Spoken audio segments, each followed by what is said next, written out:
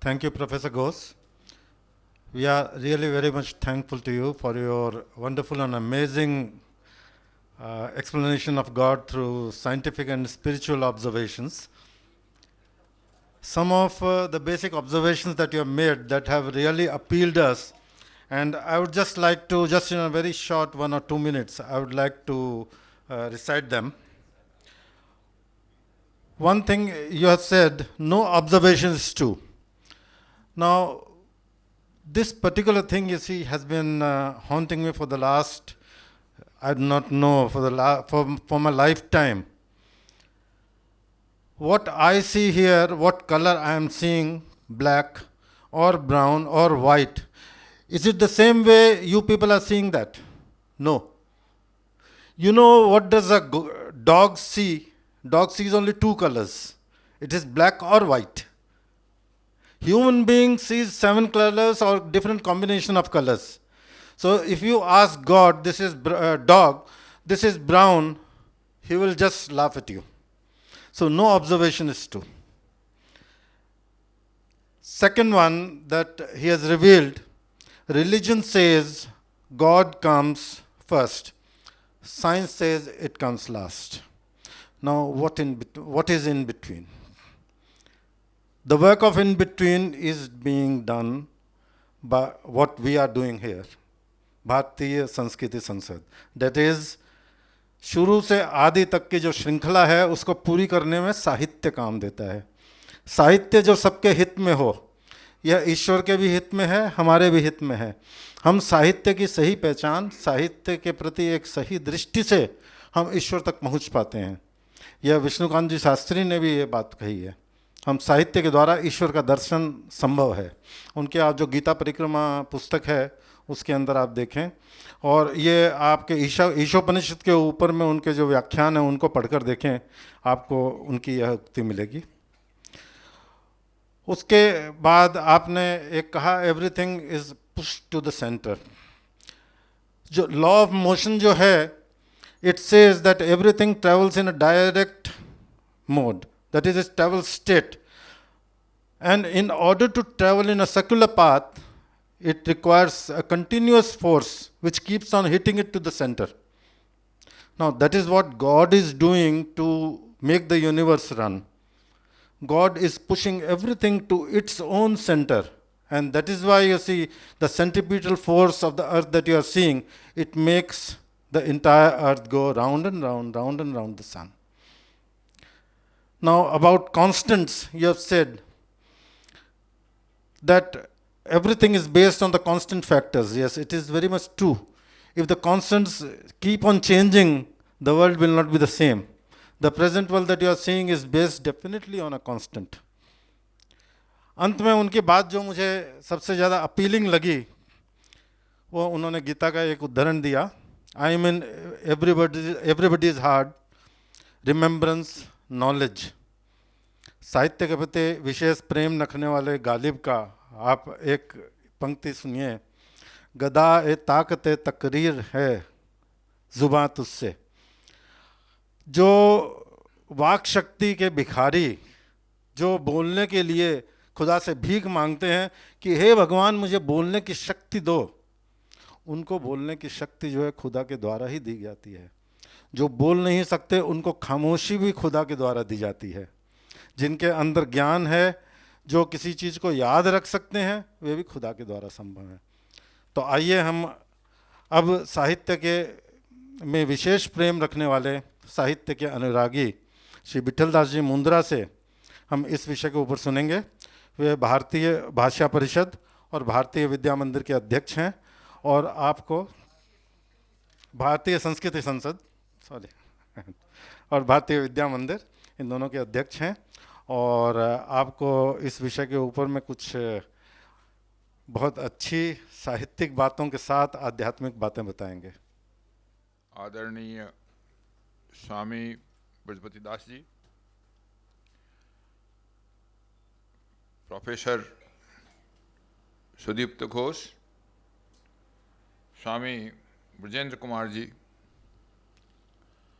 सभा में उपस्थित विद्वज्जनों, भाइयों बहनों, प्रिय झुंझुनवाला जी ने मेरे विषय में जो भी कृपापूर्वक शब्द कहे, मैं उसके योग्य बिल्कुल नहीं हूँ। और प्रोफेसर सुदीप्त घोष की और बृजपति दास जी की वक्तृता सुनने के बाद कहने को कुछ विशेष रह भी नहीं जाता इनके सामने। मैं विशेष क्या बोलूँगा, लेकिन यह इस कॉन्फ्रेंस की कथा कैसे आरंभ हुई। एक दिन ऑफिस में बैठा था और भक्ति वेदांत इंस्टीट्यूट के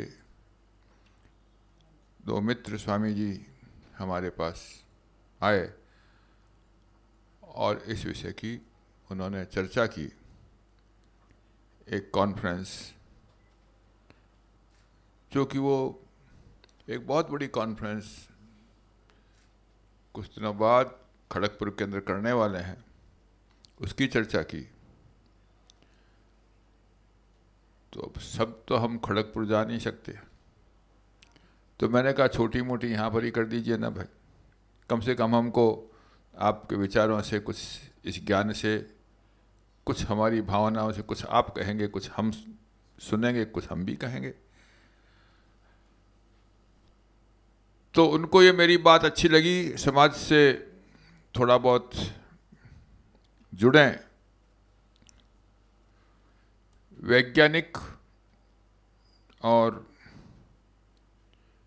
जो भगवत गुणगान और सेवा के अंदर तल्लीन है, वैसे भक्ति वेदांत इंस्टीट्यूट के स्वामी जी लोग भी, इनके साथ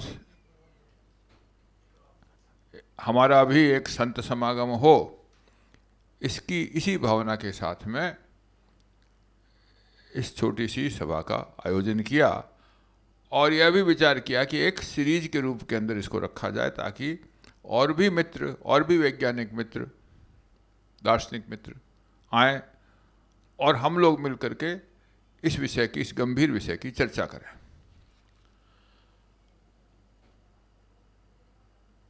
अब प्रश्न उठा कि साइंटिफिक सर्च फॉर गॉड।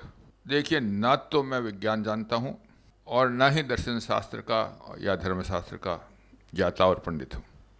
एक साधारण व्यक्ति के रूप के अंदर कुछ बातें आपके सामने रख रहा हूँ। सर्च फॉर गॉड, भगवान की खोज, तो सर्वप्रथम यह जानने की तो आवश्यकता है कि हम किसको भगवान कह रहे हैं। मंदिर में जो मूर्ति रखी हुई है, जो मूर्ति है जिसकी हम बचपन से पूजा करते आ रहे हैं, सेवा करते आ रहे हैं, क्या वह भगवान है?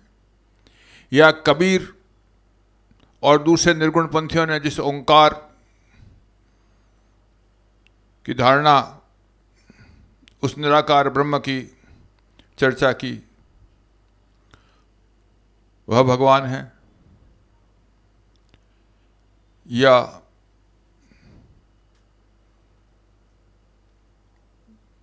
और बहुत सी जगह, बहुत से रूप के अंदर जिनकी चर्चा होती है, ये कौन है भगवान और क्या है?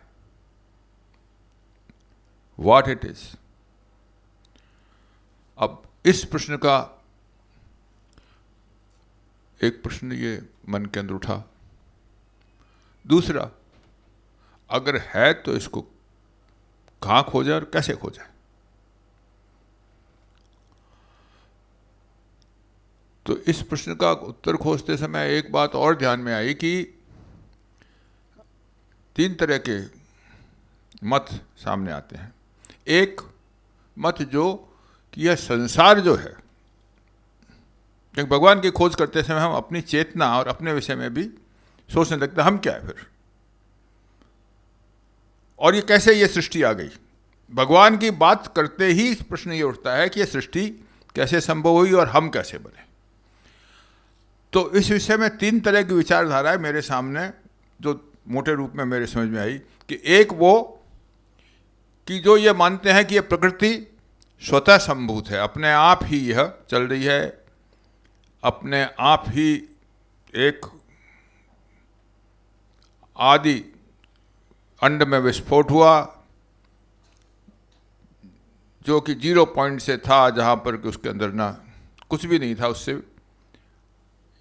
एक आदि अंड का विस्फोट हुआ और वो एक्सपेंडिंग यूनिवर्स बना। और ये प्रकृति अपने आप ही एक कुछ अपने ही नियमों से अपने आप बनती गई।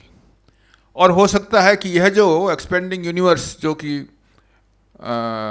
सर आर्थर एडिंगटन और दूसरे वे एस्ट्रोनॉमर्स ने बहुत कुछ इस विषय में लिखा और बाद के अंदर इसमें बहुत कुछ ऐड भी हुआ कि यह एक्सपेंडिंग यूनिवर्स के साथ साथ में बहुत से सिद्धांत आए कि यहाँ पर मल्टी यूनिवर्स भी हैं, पल्सेटिंग यूनिवर्स है, ये फैलता जाएगा फिर वापस सिकुड़ जाएगा। क्या होगा ये तो हमको नहीं मालूम, वैज्ञानिक लोग जाने, लेकिन यह अपने आप चलने वाली प्रकृति का सिद्धांत है। और बहुत से लोग यही मान रहे हैं कि यह प्रकृति अलग और आपके भगवान की धारणा अलग। दूसरा सिद्धांत सामने आता है कि यह विश्व जो है वह भगवान ने बनाया है। God said let there be light and there was light. और इस मत के अनुसार जो कितने ही धर्म आज विश्व में हैं, क्रिश्चियनिटी है, इस्लाम है, इस सब के अंदर ये जो विश्व है वह भगवान ने बनाया। तीसरा मत हमारे वेदांत के द्वारा हमारे बीच में आया कि भगवान ने अपने आप को ही, यह विश्व जो है यह सारा ब्रह्ममय है और उसने अपनी लीला करने के लिए ही एकोहम बहवा भविष्याम ये विचार करके अपने आप को ही इस परब्रह्म आनंदमय स्वरूप से एक जगत, प्रकृति और पुरुष की सृष्टि की। ये विचार हमारे यहाँ हमारे वेदांत के द्वारा आया। तो पहला जो सिद्धांत है उसके ऊपर अगर हम विचार करें कि जो प्रकृति वाला सिद्धांत है, तो इसके अंदर, इस बीच के अंदर साइंस क्या कहता है। तो जहाँ तक एस्ट्रोफिजिक्स का सवाल है, उसने मतलब कि एक्सपेंडिंग यूनिवर्स के बाद के अंदर जो ब्लैक होल और इस सब की कल्पना की और उसके बाद में एक आइंस्टीन का जो थ्योरी ऑफ रिलेटिविटी के बाद में टाइम एज ए डायमेंशन और ये सारी बातें आई। और ये एक बड़ी विचित्र बात है कुछ सामने आई कि ब्लैक होल से शुरू हुआ और ब्लैक होल के पास में जाकर के समय और आयाम, स्पेस, वो जाकर खत्म हो जाते हैं। क्या है वो, ये किसी को समझ नहीं आता। So what it is we do not know, we end in not knowing. और इसके अलावा दूसरा सिद्धांत जो कि एस्ट्रोनॉमर्स के कारण मतलब हमारे सामने आ रहा है कि ये जो एक्सपेंडिंग यूनिवर्स है, एक्सपेंड होते होते कहाँ जाएगा। और मल्टीपल यूनिवर्स की बातें भी आती हैं। हमको तो मल्टीपल यूनिवर्स का कोई ज्ञान नहीं, भान नहीं। तो एक तरफ ये, और उसके बाद के अंदर जो टाइम एंड स्पेस की जो कंसेप्ट्स हैं उसमें आगे जाकर के और एक जगह से एक तरह से ऐसी बात आने लगती है कि जहाँ पर हम कंफ्यूज हो जाते हैं कि क्या कहना चाह रहे हैं। और जो श्रुति के अंदर आता है नाति ना इति, इसका तो कोई पता ही नहीं लग रहा, हम करीब करीब उसके आसपास पहुंचने लगते हैं। दूसरी तरफ हम आए कि भगवान ने बनाया, नहीं पहले इसी में आइए। अब हम सूक्ष्म की तरफ जाएं तो मैक्स प्लैंक और श्रोडिंगर और इन सब ने एक विचारधारा क्वांटम मैकेनिक्स के रूप में दी। लेकिन उसके पहले मैं एक बात बताना चाहूँगा कि यह क्वांटम, ये जो सिद्धांत है, इसका एक आरंभ जो है वो कलकत्ते में हुआ। आचार्य जगदीश चंद्र बासु के मेटल के फैटिक के ऊपर जो एक्सपेरिमेंट थे उसको हम भूल रहे हैं आजकल। उस मेटल फैटिक के एक्सपेरिमेंट ने यह बताया, यह सिद्ध किया या यह इंडिकेट किया कि मेटल्स जो हैं वह कॉन्शियसली बिहेव करते हैं और फिर वह प्लांट लाइफ की तरफ के अंदर गए। अब धीरे धीरे करके एटॉमिक लेवल के ऊपर जिस समय गए, उसके बाद में सब एटॉमिक लेवल पर सब लेवल के ऊपर गए। आज हम जा करके वाइब्रेटिंग सुपर स्ट्रिंग्स की बात कर रहे हैं। यहाँ पर वो हिग्स बॉसोन या जिसको गॉड पार्टिकल की बात कर रहे हैं। साधारण व्यक्ति के ज्ञान से बहुत दुस्तर और दुरूह हो गया है, लेकिन फिर भी हम वैज्ञानिकों से जो सारी बात सुन करके एक चीज और समझ में आने लगी कि लास्ट में ये कहने लग गए ये क्वांटम मैकेनिक्स के वैज्ञानिक कि चेतना जो है वह आपका जो ऑब्जर्वेशन है उसके अनुसार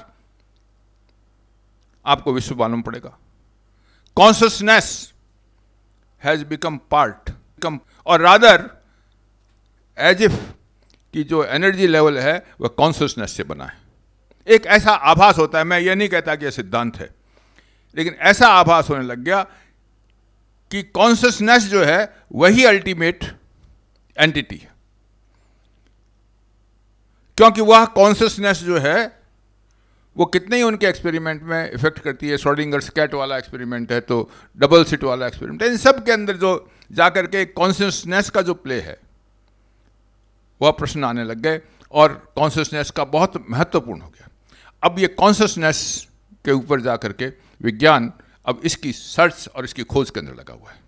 तो आज का विज्ञान अल्टीमेट लेवल पर जाकर के गहराई के ऊपर, जिसमें सूक्ष्म विज्ञान जो है वो कॉन्शियसनेस के ऊपर रिसर्च करने पर लगा हुआ है। जैसे ऐसा लग रहा है कि जो एटॉमिक साइंस था, जो पार्टिकल फिजिक्स का साइंस था, अब कॉन्शियसनेस का जो विज्ञान है, चेतना का जो विज्ञान है, उसके ऊपर खोज विज्ञान कर रहा है। और यही हमारे यहाँ विज्ञान कहा गया था हमारे शास्त्रों के अंदर, इसी को हम लोगों ने विज्ञान कहा था। खैर, अब उस चेतना, अगर सब चीज चैतन्य से ही बनी है, तब इस प्रकृति को अगर हम बिगर भगवान के माने या किसी से माने पूरी की पूरी चेतना से बनी है, पूरा सब सारा का सारा विश्व जो है वो चेतनीय है, शायद यहां तक पहुंच जाएंगे। तो उनकी ये जो धारणा है कि भगवान की कोई आवश्यकता नहीं है, अरे भाई मत मानो ना भगवान को, लेकिन ये सारा का सारा विश्व और उसकी चेतना जब एकीकृत होती है, क्योंकि सब इंटरकनेक्टेड है, चेतना के संबंध में यह भी वैज्ञानिकों ने माना कि यह इंटरकनेक्टेड है।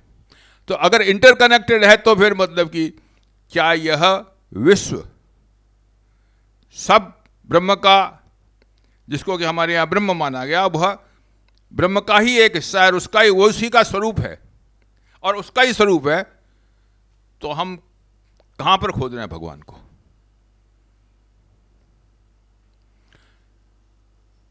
और भगवान ने इसको बनाया, अगर बनाया अपने अंदर से बनाया, जैसे मकड़ी अपने अंदर से एक जाला निकालती है और अपने आप में समेट लेती है, अगर इसी तरह से बनाया तब भी यह भगवान का हिस्सा हुआ,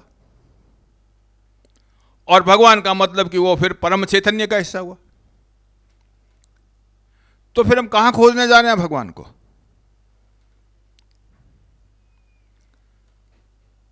और जो इसको भगवान को ब्रह्ममय मानते हैं, जगह इस विश्व को ब्रह्ममय मानते हैं, वो तो यही मानते हैं कि जगह जगह कण कण के अंदर भगवान है। यह बात प्रहलाद ने भी मानी और उसने कहा कि हाँ, इस खंभे में भी भगवान है और भगवान उससे प्रकट हुए। तो हमारे यहाँ तो देखिए यह बात शुरू से मानी गई। आज के विज्ञान के अंदर इस तरह की बातें पहुँचने की बातें आ रही हैं, साइंटिफिक खोज हो रही है, शायद यह स्थापना हो जाए कि सब कुछ ब्रह्ममय है और यही, अब केवल इसको जानने की जरूरत, हमारा अज्ञान का जो पर्दा है हमारे ऊपर, इसको हटा दें, यही सच्चा ज्ञान होगा। और दूसरे जो विज्ञान के जो दूसरे अलग अलग आयाम हैं, उसमें भी यही चर्चा हुई। देखिए, फिजिक्स के माध्यम से खोजा जा रहा है, biology, mental body mind psychology, intellectual body soul theology, blissful and spiritual spirit mysticism, इन सारे माध्यमों से भगवान की खोज की जा रही है। केवल एक फिजिक्स के माध्यम नहीं, physical body, vital body, mental body, intellectual body and blissful and spiritual body, इन सारे माध्यमों से भगवान को हम जानने की चेष्टा कर रहे हैं। और इन सब का अपना एक विज्ञान है। हमारे यहाँ यह विज्ञान काफ़ी आगे बढ़ा हुआ था।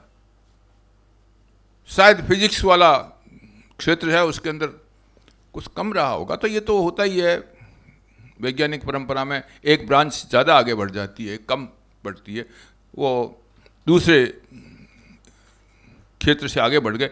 लेकिन हमने यह पहचान लिया था कि कॉन्शियसनेस सर्वव्याप्त है, एक है, इसलिए भगवान सर्वव्याप्त है, एक है, और भगवान ही सर्व चैतन्य है और हम उसके हिस्से हैं। और इसको जान लेना ही ब्रह्म ज्ञान की तरह माना। और भगवान ने अर्जुन को, गीता के 11वें अध्याय में आता है कि उन्होंने विश्व रूप के दर्शन कराए। तो उसके अंदर क्या दर्शन कराया कि ये सारा विश्व उनमें ही समाहित है। वो जो मर रहे हैं, जो जी रहे हैं, सब कुछ उस विराट पुरुष में।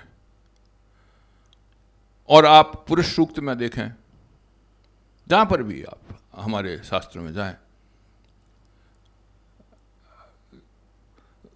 सहस्र शीर्षा पुरुष सहस्राक्ष, ये जो वर्णन है, या ये नासदीय सूक्त के अंदर जाएं, तो सब जगह हमको तो यही प्रमाण मिलते हैं कि भगवान से ही यह विश्व बना, भगवान में ही यह त्रोहित होगा। यह भगवान की रमण लीला है। एक रमण उनका आरंभ होता है, एक कल्प तक चलता है, दूसरे कल्प के अंदर फिर वो समेट लेते हैं, फिर लीला आरंभ हो जाती है। अब किसी भी रास्ते से जाएं, खैर मैं बहुत लंबी बात हो जाएगी, मैं तो ज़्यादा जानता नहीं, लेकिन जो मुझे फील हो रहा था मैं उसको आपके सामने रखने का लोभ संवरण नहीं कर सका। हम इस सीरीज में वैज्ञानिकों से, दार्शनिकों से हमारे मन की इन जिज्ञासाओं पर चर्चा करने के लिए कुछ और लेक्चर्स आरंभ करेंगे। और उम्मीद करता हूं कि आप सब हमारा उत्साहवर्धन करेंगे और इस सत्संग का लाभ लेंगे। हाँ, एक बात और बता दूं सत्संग के ऊपर, आचार्य वल्लभ और कृष्ण चैतन्य दोनों एक ही काल में हुए थे और उन दोनों में बहुत मित्रता थी। तो एक बार की बात है कि इलाहाबाद के अंदर संगम पर आचार्य वल्लभ विराज रहे थे और उन्होंने सुना कि कृष्ण चैतन्य आने वाले हैं। तो पत्नी को कहा कि रसोई बना के रखो। तो उनकी पत्नी ने कहा कि वो भोग तो, भगवान के भोग तो आ गया, सब सर गया, अब मैं सामग्री और कहाँ से लाऊं? तो जो सामग्री है वो भगवत निमित्त है। उन्होंने कहा नहीं, तुम उसी सामग्री से बनाओ जो कि भगवत निमित्त भगवान के प्रसाद के लिए रखी हुई है। और कृष्ण चैतन्य पधारे और दोनों ने हाथ मिलाया, गले मिले और रात भर बैठे रहे। और लोगों को ऐसा अनुभव हुआ कि जैसे कृष्ण चैतन्य के रोम रोम से हरे कृष्ण के शब्द निकल रहे थे। रात भर दोनों आचार्य बैठे रहे, एक दूसरे का हाथ पकड़े हुए, कोई संवाद नहीं हुआ। दूसरे सुबह कृष्ण चैतन्य वापस पधार गए और वल्लभाचार्य जी ने कहा कि बहुत ही मधुर संगम हुआ कल। तो मैं सत्संग की बात के ऊपर एक मुझे घटना याद आ गई, तो मैंने सोचा आपको बता दूं। हम आपके बहुत आभारी हैं कि आपने हमें ऐसा मौका दिया और इस प्रकार की चर्चा हम दोबारा कर सकेंगे। ना तो हम विज्ञान जानते हैं ना शास्त्र जानते हैं, लेकिन सुनने का शौक, सत्संग की इच्छा, यह भावना मन में जरूर रखते हैं। बहुत बहुत धन्यवाद। चेतना शक्ति के आधार पर ईश्वर की पुष्टि, खुदा की तस्दीक करने का प्रयत्न श्री विट्ठल जी मुंद्रा ने किया। इसमें साहित्य का ज्ञान भी बहुत अधिक रोल रखता है, और साहित्य में और अध्यात्म में दोनों में एक ही बात जो कॉमन है, जो सामान्य है, वो यह है कि वो सबके हित में है। अध्यात्म सर्वप्रथम हमारे खुद के हित में है, तो खुद के हित से जो है वो बाहर का हित हमें प्राप्त होता है। ईश्वर को जानने के लिए एक बात उन्होंने यह कही कि चेतना शक्ति ही परमेश्वर है। आपको एक छोटा सा उदाहरण दूं, आपका सिर्फ मैं 1 मिनट का वक्त लूँगा। यह विज्ञान में एक प्रतिपादित सत्य है कि एक अगर लोहे की छड़ को आप 20,000 रोटेशन दे के घुमाएँ तो वह ऊर्जा में परिवर्तित हो जाता है। उस ऊर्जा को अगर आप और ऊर्जा देकर उसके अंदर और गति पैदा करें तो वह क्या चीज़ में परिवर्तित होगा? कुछ वैज्ञानिकों ने कहा कि वह जो है चेतना में परिवर्तित हो जाता है। तो everything if given motion, unlimited motion, that gets converted into only consciousness. आप ईश्वर का जो सबसे बड़ा गुण है, वो पीछे हम लोगों ने यहाँ पर एक कार्यक्रम किया था जिसके अंदर हिग्स बोसन पार्टिकल के ऊपर में एक साइंटिस्ट आए, उनका नाम मैं क्षमा करिए मुझे याद नहीं आ रहा। उस समय ये कहा गया कि ईश्वर जो है, he contains God particle has got a zero spin. Zero spin का अर्थ यह है कि उसमें किसी भी तरह का हड़कंप, किसी तरह की भी उसके अंदर में जो है गति नहीं। लेकिन बाकी जितने भी उनकी परिसीमा में पार्टिकल्स आते हैं, वे सब शक्ति लेके उनके अंदर गति आ जाती है। अर्थात गतिहीन सबको गति देता है, जो स्थायी रूप से बैठा है वही सभी को संचालित कर रहा है। तो ईश्वर में इतनी बड़ी शक्ति है। अब ईश्वर की सत्ता के बारे में या उससे जुड़े हुए कुछ आध्यात्मिक प्रश्न आप लोगों के पास हों तो अभी हमारा इंटरैक्टिव सेशन आधे घंटे का है, और आप सब लोगों से अनुरोध है कि आपके प्रश्न सिर्फ संप्रश्न हों। वे आपका जो है कोई अनुमानित दूसरे विषय के बारे में आप कोई प्रश्न नहीं करें। प्रश्न आप आज का जो विषय है इसी के प्रति जो है समर्पित रखें, इसी विषय को ध्यान में रखते हुए प्रश्न करें। और इसके लिए हमारे जो वक्ता हैं प्रोफेसर घोष और विट्ठल जी मुंद्रा, उनको मैं रिक्वेस्ट करूँगा आप स्टेज पे आ जाएं। आपकी आसंदिकाएँ दोनों स्टेज पर अभी रख दी जाएंगी, और आपके द्वारा जो भी प्रश्न हैं वो उनका उत्तर देंगे। से ही सब कुछ चलता है, तो मेरा ये सोचना है, कहाँ तक सही है बताएं, कि अगर विश्व ईश्वर को अगर आदमी रूप माना जाए और सारे विश्व को एक एटम माना जाए, जैसे उसमें धरती भी है, और तो वो कल्पना कितनी सही है। और दूसरी बात, जैसे हमारे यहाँ एक कॉन्सेप्ट था कल्पतरु वृक्ष का, तो अभी जैसे मंगल में यहाँ से लोग जाने की बात कर रहे हैं, और मंगल में लोग यहाँ से जाएंगे और वो वहाँ रहेंगे, वो यहाँ धरती से कमांड रहेगा उनका, तो वो क्या कॉन्सेप्ट कल्पतरु वृक्ष से कुछ मिलता जुलता है? ये एटम की जो बात कही आपने, तो हमारा जो ये है, क्योंकि ये जो भगवान का लीला है, तो इतना तो एक आइडिया लगा पाया हूँ कि ये भगवान का लीला है जो विश्व ब्रह्मांड है हमारा। बट भगवान ने इसका किस तरह से रचना किया कि इसको किस तरह से चला रहे हैं, क्योंकि ये भगवान का लीला है, और उनका लीला समझना जो हम लोगों के लिए ये संपूर्ण रूप से संभव नहीं है। पर एक अंदाज़ा मैं आपको बता रहा हूँ कि जैसे हमारा ये शरीर है, इस शरीर में हम भी हैं और बहुत सारे जीवाणु भी हैं, इसमें एटम्स भी हैं। तो प्रभुपाद जी का एक हमारे डॉक्टर टी.डी. सिंह से एक संलाप में से हमको ये एक आइडिया मिला है कि एक्चुअली लाइफ जो आत्मा है, जैसे भगवान गीता में बता रहे हैं, सब जगह है। तो ये जो लाइफ है ये डिफरेंट लेवल में हमारे जो भौतिक जगत के कंट्रोल करती है। तो जैसे हमारा ये शरीर है, इसको हम भी कंट्रोल करते हैं और अंदर जो जीवाणु वो भी कंट्रोल करते हैं। तो एक तरह से हमारा जो विश्व ब्रह्मांड है वो ईश्वर का एक संपूर्ण शरीर भी आप ले सकते हैं इसको। तो ऐसा हमको भी लगता है, पर ऐसा है उनका जो डिज़ाइन है ना, वो पूरा हमको ऐसे, मतलब साधु समाज में हमको ये उत्तर मिला है कि भगवान का जो प्लानिंग है वो केवल उनके कृपा से हम समझ सकते हैं।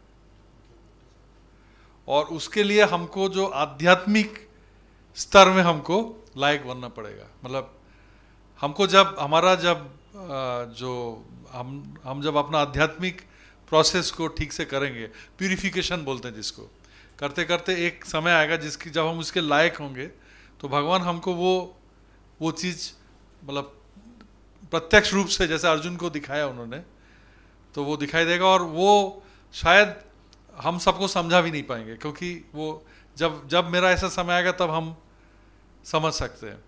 तो हमको जो साधु संत लोगों से जो ये मिला कि ये सब चीज़ें तभी समझ में आएगा जब हम लोग उसको समझने के लायक। पर कुछ इस तरह का अनुमान है, मतलब जैसे पूरा विश्व ब्रह्मांड ही भगवान का एक शरीर है। आपके दूसरे प्रश्न का उत्तर सर देंगे। मंगल ग्रह की यात्रा तो ये विश्व के अंदर और बहुत सी एस्ट्रोनॉमिकल बॉडीज हैं, और उसकी यात्रा तो एक सहज एक तरह की यात्रा है, इंटरकॉन्टिनेंटल यात्रा है। जहाँ तक कल्पतरु का सवाल है, कल्पतरु जो आप इच्छा करते हैं वह सब वस्तु उससे प्राप्त कर लेते हैं। तो वो आपकी इच्छा और वो अपने आप ही उससे दे देता है, उसका संबंध जहाँ तक मैं समझा मंगल ग्रह से इसका संबंध मैं ठीक समझ नहीं पाया। देखिए, सबकी अपनी अलग अलग मान्यताएं और अपने अपने विश्वास हैं। मेरे विश्वास के अंदर स्वर्ग और नर्क और ये सब जो है वह भगवान ने यहीं पर बनाया है, या कहीं बाहर की चीज़ नहीं है। कोई दूसरा लोक, स्वर्गलोक जो है वह इसी भगवान के बनाए हुए विश्व में ही है।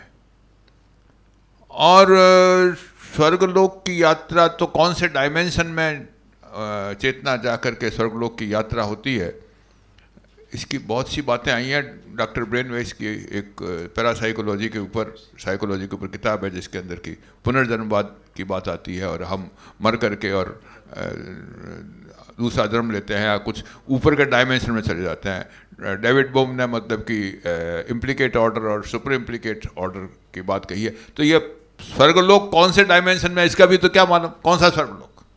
इसलिए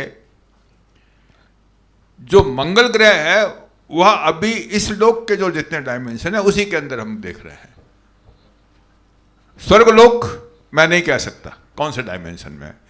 और स्टीफन हॉकिंस ने मतलब जहाँ पर कह दिया कि 16 डायमेंशन थे, अब वो 6 डायमेंशन थे। कोई कहता है कि वाइब्रेटिंग सुपरस्ट्रिंग 9 डायमेंशन में। अब ये स्वर्गलोक और ये कौन से डायमेंशन है मुझे नहीं मालूम।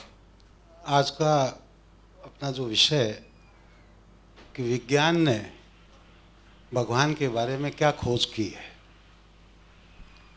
तो अभी इससे पहले प्रोफेसर घोष, डॉक्टर मुंडरा और स्वामी जी के व्याख्यान हुए हैं,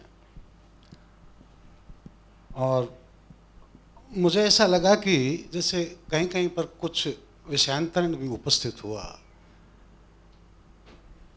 पहले मेरा परिचय दे दूं कि भारतीय विद्या मंदिर जिसके अध्यक्ष मुंडरा जी हैं, वैचारिकी नाम से एक शोध पत्रिका निकालती है और उसका संपादन करता हूं मैं।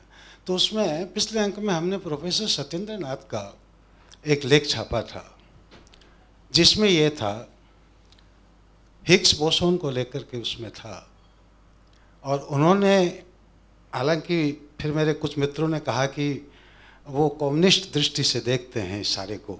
उन्होंने लिखा कि एक फिजिकल एग्जिस्टेंस है जिसको भगवान बनाने की कोशिश का दुष्चक्र चल रहा है, ये उसका शीर्षक था उस लेख का। तो भी आप देखिए कि गॉड पार्टिकल्स की बात हुई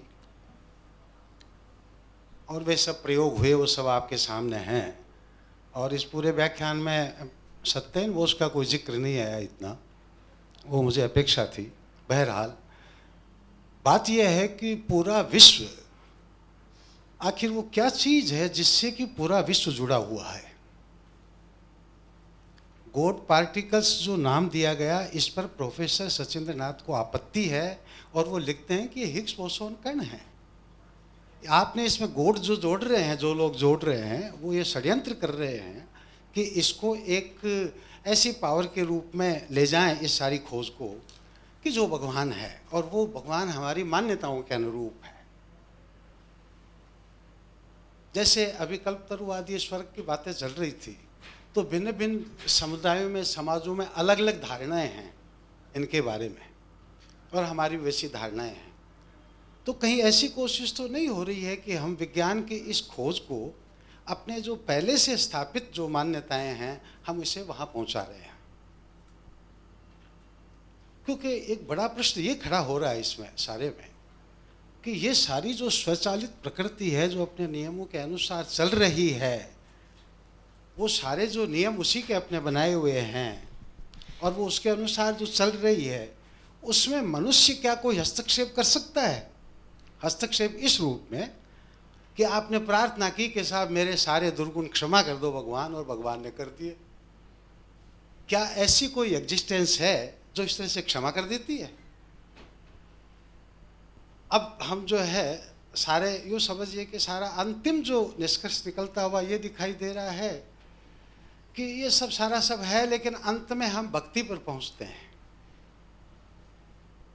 और जब भक्ति पर पहुंचते हैं तब फिर उसमें इस तरह की गारंटियां हैं कि ये भक्ति करने से या ये नाम लेने से, और वो जो अस्तित्व है, जो भगवान का जो भी अस्तित्व या जिसकी जो भी धारणाएं हैं, तो बाकायदा क्या एक व्यक्ति की तरह से, जैसे कि आपकी एक पुस्तक में भी देख रहा था कि ईश्वर एक व्यक्ति है, तो वो क्या उनको लेकर के उसमें ऐसी कोई संवेदनाएं हैं कि भाई ये तो मेरा प्रिय है, ये अप्रिय है, ये अच्छा बोला, ये बुरा बोला। और मुश्किल ये है कि उन सारी स्तुतियों में हम केवल उसका गुणगान करते हैं, वो जो भी है उसका गुणगान से मतलब, उसमें और कोई बात नहीं कही जाती है। वैदिक काल से यही कहते आ रहे हैं सब कि तू महान है, तू क्षमा कर देता है, तू बहुत प्रिय का रूप है, तू सच्चिदानंद है, ये सब सारे कह दिए जाते हैं।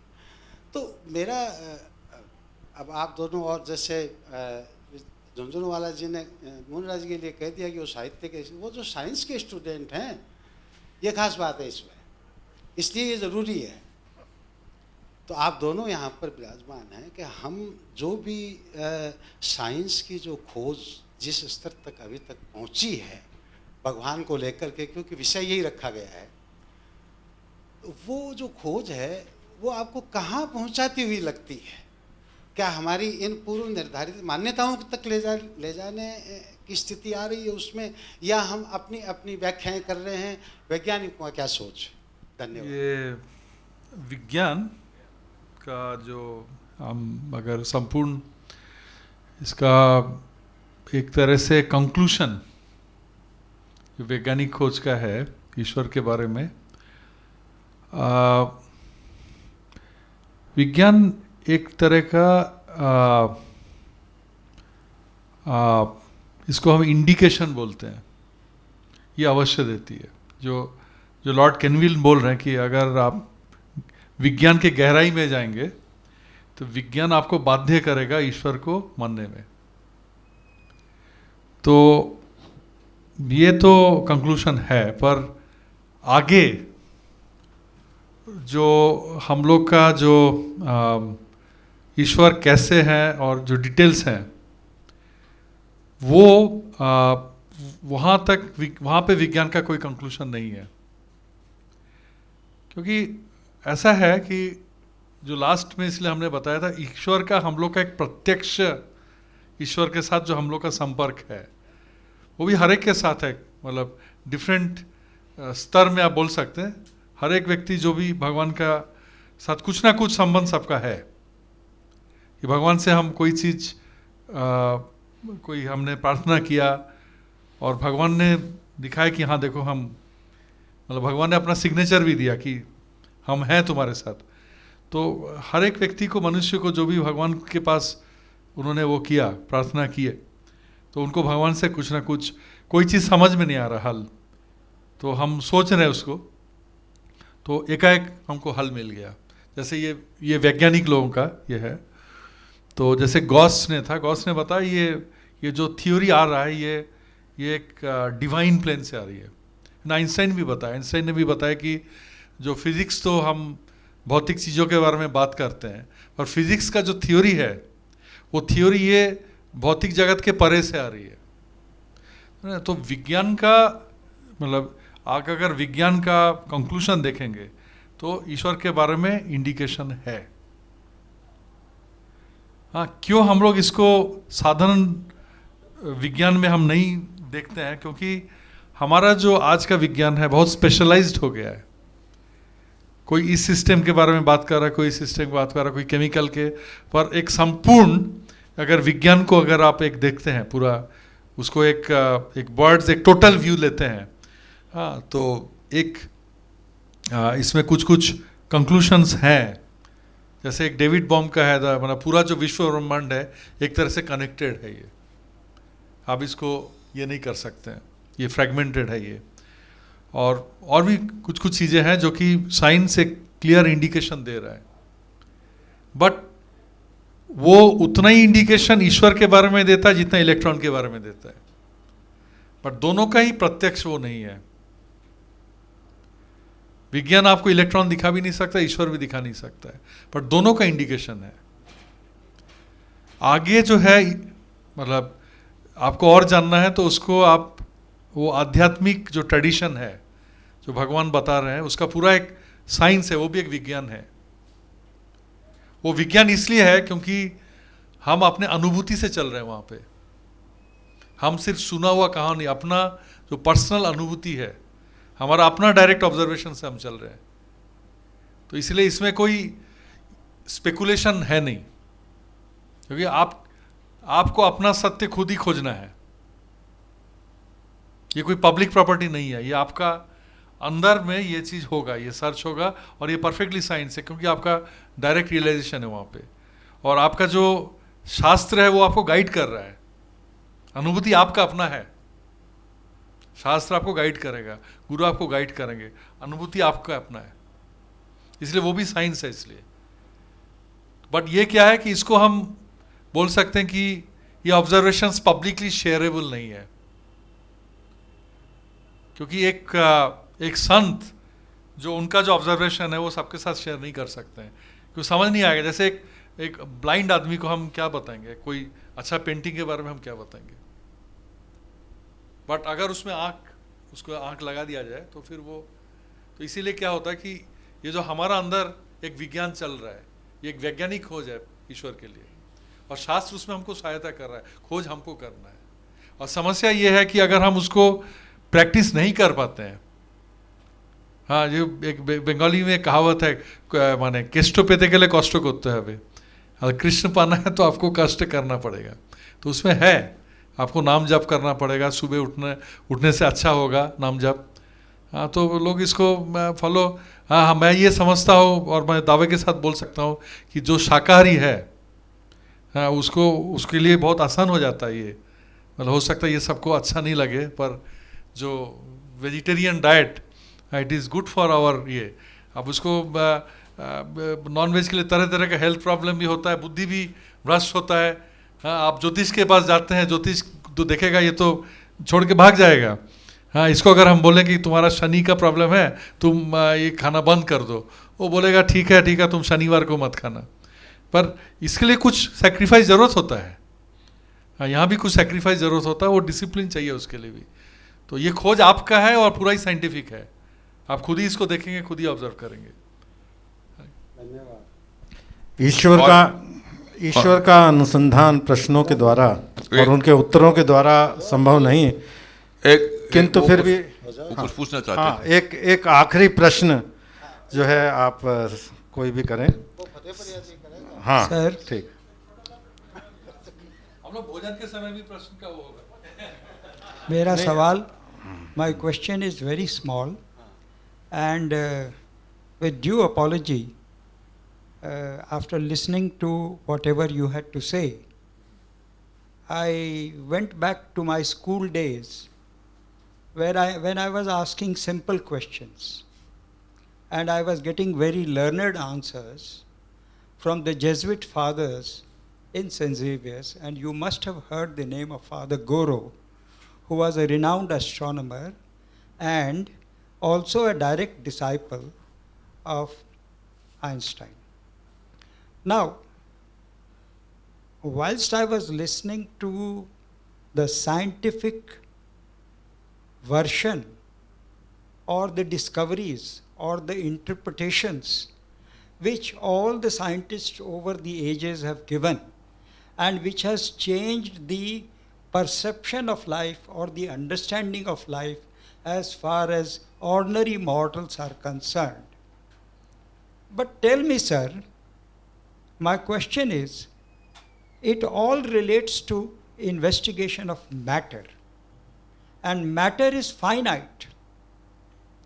Correct me if I'm wrong, sir.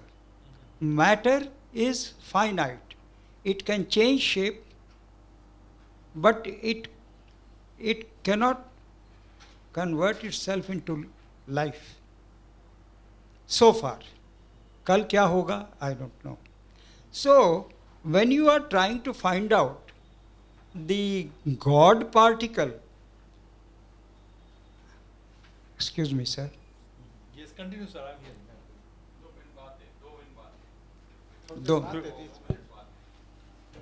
So, ultimately, is science trying to find out what you say God particle, which is infinite, which has no rule, which has जिसका ना कोई रूप है, अनंत है, ये है, वो है. That's what we have been learning all this time. Higgs boson. Now somebody may call it God particle or somebody may call it Brahma particle. Well, that the discoverer of dawn has not said that this is God. This is the creation of people who were writing about it. Because scientists felt that probably this is the ultimate entity. So it was, some people coined the word, it is a God particle. But scientists as such, per se, don't believe that this is God. Yes, some scientist or some person like me may believe that everything, everywhere, it is God, whether this particle or any other particle. The other point was about prarthana. Consciousness and matter. Consciousness is in 4 dimensions. This matter is in 4 dimensions. Length, breadth, height and time. Whether consciousness is in same dimension or there is one more dimension to it, that one has to be very sure. प्रार्थना जो होती है वो चेतना के स्तर पर जाकर के होती है, वो इस 4 डायमेंशन के अंदर से भी और परे है आपके कॉन्शियसनेस के डायमेंशन. अब वो 5वां डायमेंशन है या 6ठा डायमेंशन मैं नहीं कह सकता. Now professor may answer the last question. Thank you. So, आपका जो प्रिसाइज क्वेश्चन है लास्ट में, that is basically through the physical sciences can God B explored. Correct, sir. That is your, yeah. Actually, as I told you that definitely, if you look at the Vedantic tradition, because you know, if you I say, just let me present you purely the Vedantic perspective first. The Vedantic perspective, the universe is actually body of God. Just like if I have to inquire about you, I'm inquiring about your body. So this matter is intelligent. You see, try to understand. Matter is intelligent. A simple stone is following all kind of differential equation, second order differential equation. This world is following mathematics. At the atomic level, they are following even more interesting mathematics, even where complex numbers are coming. So the universe is mathematical because according to Vedanta, because the intelligence of God is behind the entire universe, not only the entire universe, even in the atom. The same kind of, that as if you read Roger Penrose, very beautiful book, Road to Reality, where actually is a thick book. He has summed up the entire physics. And in the beginning introduction, he's beautifully talking about Plato's concept of the mathematical world and the physical world and the mental world, three world. So what is happening is that according to the Vedantic tradition, this intelligence is basically having all kinds of mathematical things and structures. It is actually controlling the physical world. So it's just like, if you have to know about me, you have to know my activities. So this world is actually God's activity. So therefore, like what Bhagavad Gita and our Vedanta says, by deeply studying matter, you can know certain aspects about God. Yes, sir. Excuse my impertinence. I'm giving you your example. If I have to know about you, there are two levels on which I can know about you. One, as you yourself said, is knowing your body. And then there is the super consciousness about you. So they are two. But knowing your body does not mean that I can know your super consciousness. Sure. But some aspects of me you can know. That Sir, is why I am saying please, that science can give only indication. Sir, let us come to a little point, sir. Yeah. Having got a learned person like you, Yeah. we won't let you go so easily.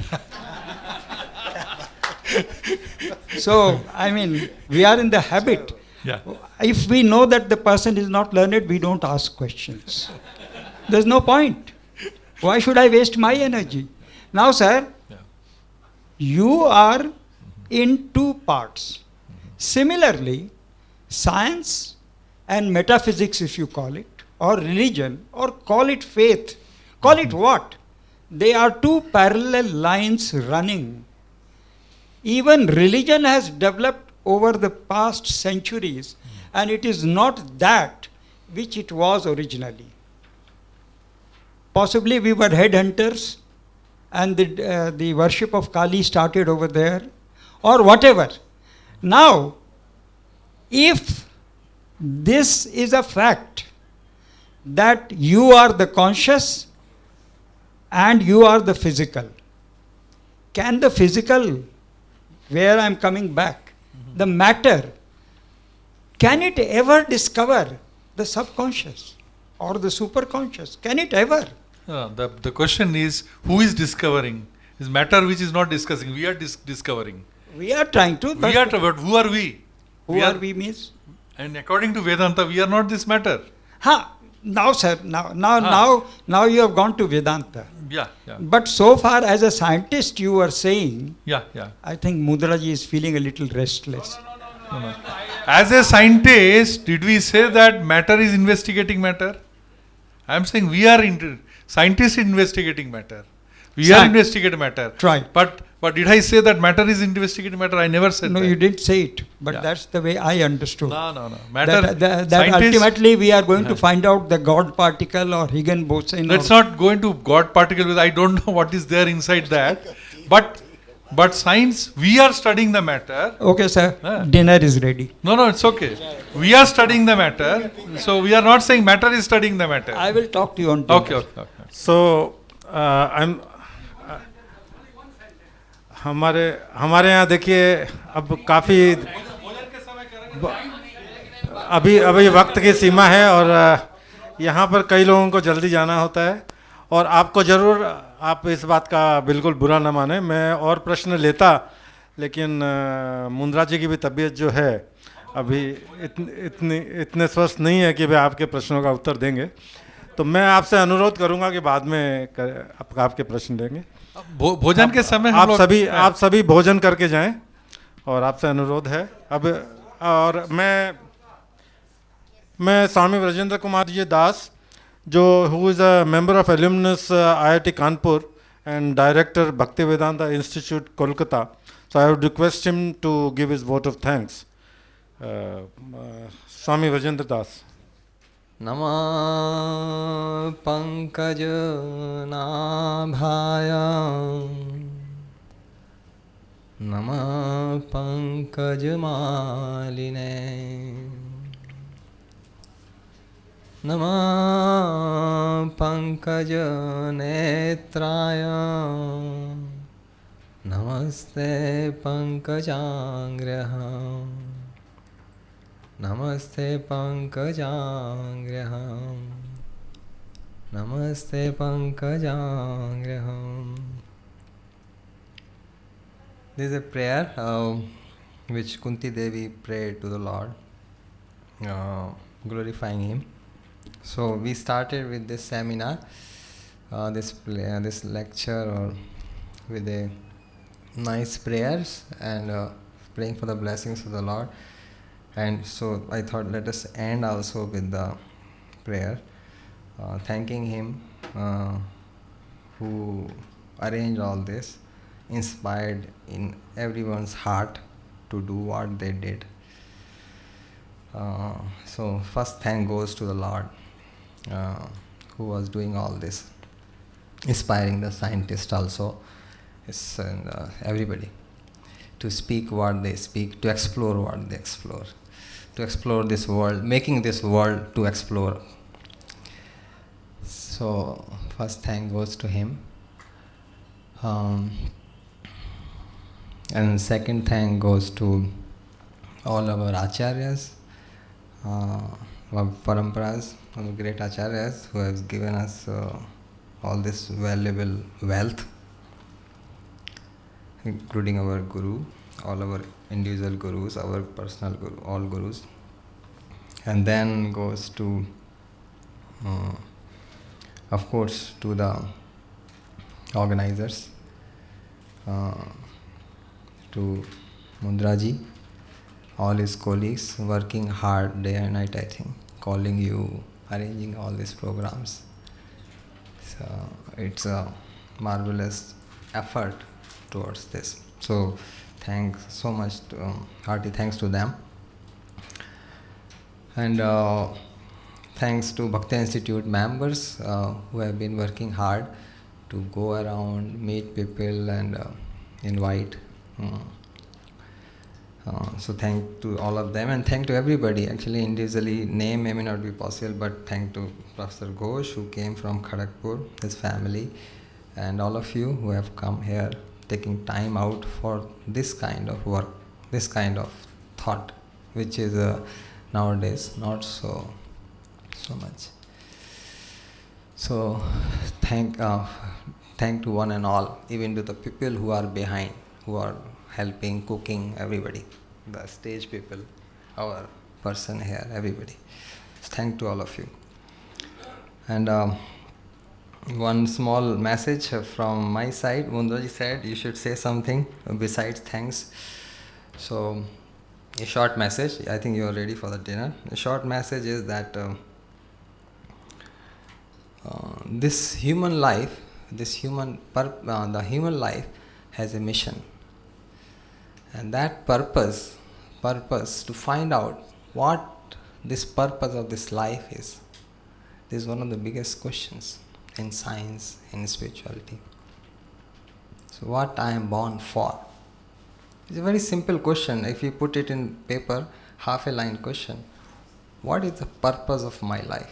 What is the purpose? This word purpose, if you just put in quote, purpose. What is the purpose? If you deliberate deeply, then it will change your thought process, it will change your life's direction, it will change your life's inclinations, everything. सब कुछ आपका मन अलग direction में चला जाएगा। बड़ी विडंबना की बात है कि संसार में मैं अपने को छोड़ के सब कुछ के बारे में चिंता है। मुझे मेरे सेल फोन के बारे में चिंता है, मुझे मेरी कंपनी के बारे में चिंता है, मुझे मेरे चेयर के बारे में चिंता है, मुझे मेरे लैपटॉप के बारे में चिंता है, मुझे संसार के बारे में चिंता है, मुझे इस एटम के बारे में चिंता है, मुझे इस एवरीथिंग के बारे में चिंता है, कि सिर्फ अपने को छोड़ के। तो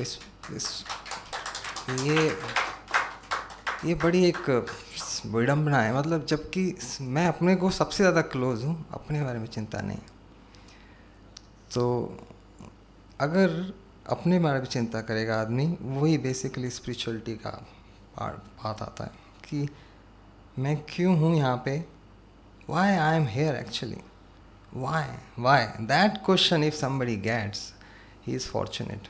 why I am here, why it is a purpose, not only just for eating, sleeping or making money, or that are okay, that is fine, you need something, but that's not the goal. So why?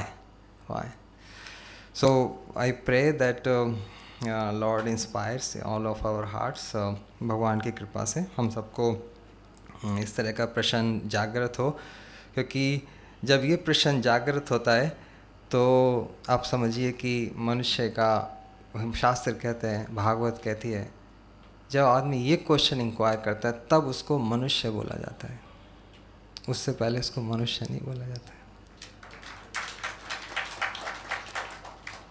Actually आजकल के ज़माने में मनुष्य का मतलब हो गया है अच्छा कपड़ा पहनना, हाथ में हाई फाई लैपटॉप, मोबाइल, और थोड़ा स्मार्ट होना चाहिए, बाल, शैम्पू, ये सब, 2 आँख, चश्मा भी थोड़ा अच्छा वाला, और घड़ी। ये कोई मनुष्य थोड़ी ना है एक्चुअली। अगर आप एक बिल्ली को भी अच्छा सा कुछ पहना दो, कपड़ा वपड़ा, वो भी सुंदर लगेगी नहीं।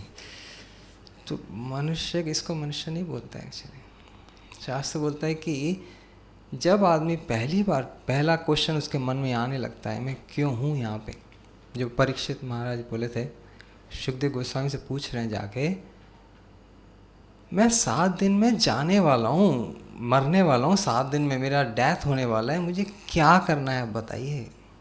7 दिन में वो राजा हैं, पैसे का, वेल्थ का, किसी तरह का आनंद का कोई कमी नहीं है उनको, वो छोड़ दिए 7 दिन में। बोले 7 दिन रह गया, मुझे आप जो बताएंगे मैं करूँगा, मैं अब कुछ में कोई अपनी ओपिनियन और अपना प्रेफरेंस नहीं अब मेरा।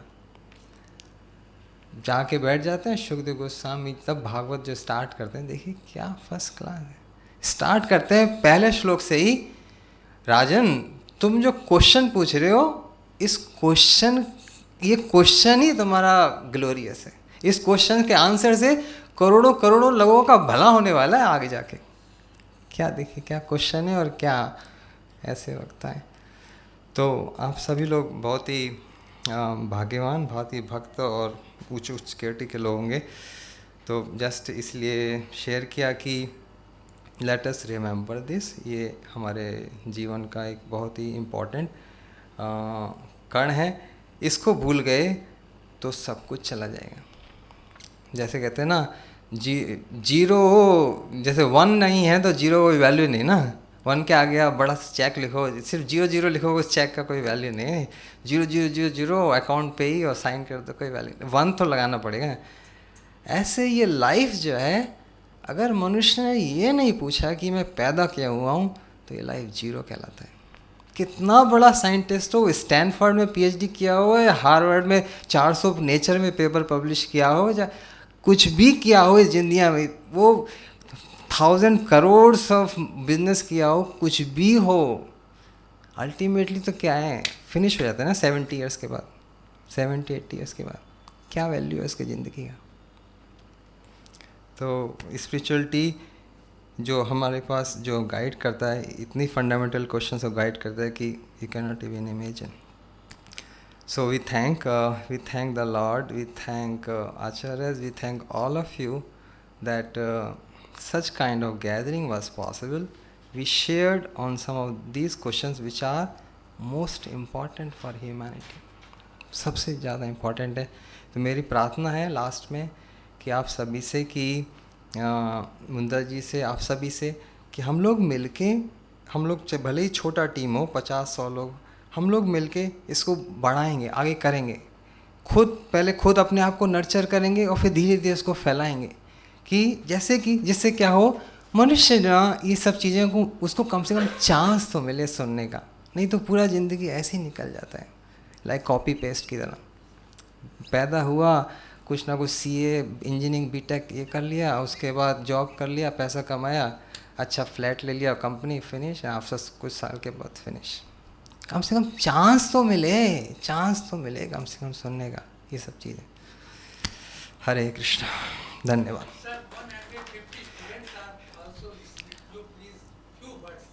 ओह अच्छा, ऊपर इंजीनियर्स, तो सभी इंजीनियर्स लोगों को मेरा प्रणाम, जिनको मैं देख नहीं रहा हूँ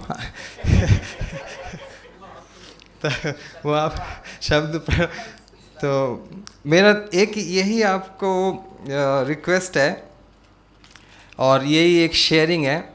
हम जितना भी इंजीनियरिंग है, हम खुद इंजीनियरिंग किए थे, उस कोई भी सब्जेक्ट में जाओ, चाहे वो मेरा एरिया था एरोप्लेन का, एरोप्लेन में जाओ, चाहे क्वांटम फिजिक्स में जाओ, चाहे फाउंडेशंस ऑफ मैथमेटिक्स में जाओ, किसी चीज़ में भी जाओ, अगर आप दूर अंदर तक जाते हो तो ऑटोमेटिकली स्पिरिचुअलिटी पे आते हो, गारंटी है, इसमें कोई 0.1% का डाउट नहीं है। इसमें आपको हम कभी दिखाएंगे, गारंटी है। और जो हर साल हम लोग क्या करते हैं, साइंटिस्ट, हमारा एक सेवा रहता है वर्ल्ड के साइंटिस्ट लोगों से मिलना, स्टैनफोर्ड में, प्रिंसटन में, हार्वर्ड में, MIT में, जो वर्ल्ड में टॉप माने जाते हैं, उनसे जाके मिलना। तो आप विश्वास नहीं करोगे, ये जो साइंटिस्ट लोग हैं लास्ट में यही बोलते हैं कि देखो, अभी एक साइंटिस्ट है हार्वर्ड में, he is a big astrophysicist, Harvard observatory में, उनसे मिले अभी एमरिटस हो गए हैं। तो बता रहे थे कि मैंने कम से कम 100 से ऊपर पेपर पब्लिश किए हैं नेचर में, जो कि टॉप वर्ल्ड का टॉप जर्नल है, टॉप साइंटिस्ट माने जाते हैं वो एस्ट्रोफिजिक्स में। वो लेकिन मेरा पूरा ज़िंदगी चला गया और मैं थ्योरी देते देते रह गया, लेकिन लास्ट में अब मुझे रियलाइज़ होता है कि ये यूनिवर्स एक्चुअली थ्योरी व्योरी से नहीं है। उसका आप खुद, you can Google it, Gingrich, nice man, very nice. तो उससे बात कर रहे थे, तो वो बोलता है कि देखो आज, अब मैं लास्ट में वो निकाल के छोटा सा अपने पॉकेट से किताब निकाला, मैंने 100 इतने सारे पेपर, ये साइंटिफिक पेपर लिखने के बाद मैंने एक छोटा सा किताब पब्लिश किया, वो गिफ्ट दिया, उस पे लिखा है गॉड्स ओन यूनिवर्स लास्ट में। तो हमें इतना सुंदर लगा, इनका देखो, आप देखोगे वो बहुत रिनाउंड आदमी है, कोई भी एस्ट्रोफिजिक्स को जानेगा। तो ऐसी प्रिंसटन में एक फील्ड मेडलिस्ट है जिसको फील्ड मेडल मिला मैथमेटिक्स में, उससे हम बात कर रहे थे। तो बोला हमसे, आई डोंट नो, लोग जो है मैथमेटिशियंस जो है, लोग इतना शर्माते क्यों भगवान के बारे में बात करने से। अगर मैथमेटिक्स में आदमी प्रॉपरली जाए, उसके फाउंडेशंस में जाए, उसकी हिस्ट्री देखे लास्ट 300 ईयर से, गॉड तो नेचुरल है, कोई क्वेश्चन नहीं स्पिरिचुअलिटी का, डाउट के बारे में। इसके ऊपर हम लोग एक कोर्स कर रहे थे मैथमेटिक्स स्पिरिचुअलिटी के बारे में, कभी डिटेल में जाएंगे बाद में। तो ये स्टूडेंट लोगों को मैसेज है, और सभी साइंटिस्ट लोग, हमारे जो इंजीनियर सुन रहे हैं उन लोगों के लिए, सभी साइंटिस्ट लोग एक चीज़ लास्ट में ज़रूर बोलते हैं हमसे, हम सबसे उनसे पूछते हैं हमारे भारतीय भाइयों के लिए, स्पेशली यंग स्टूडेंट्स के, क्या मैसेज है आपका। तो आप देखेंगे हमारी किताबों में लास्ट क्वेश्चन वही रहता है। तो लास्ट में वो यही बोलते हैं कि देखो, क्यूरियोसिटी, जिज्ञासा, चीज़ों को सिर्फ ऐसे एक्सेप्ट मत करो, जिज्ञासा करो, और अच्छे से जिज्ञासा करोगे तो नेचुरली अध्यात्म पे आओगे। हरे कृष्ण।